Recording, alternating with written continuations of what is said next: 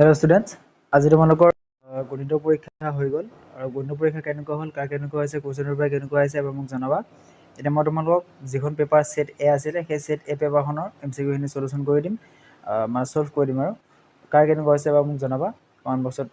Message কৰিবা, হ'ব। এতিয়া চাবা 1 এ 2C 3D 4C 5B 6D 7C 8A 9C 10A 11A 12D 13B 14B 15C 16A 17A 18B 19A 20B 21B 22B 23C 24B 25A 26A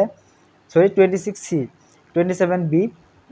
28C 29B 30A 31B 32C 33D 34B 35A 36D 37D 38C 39C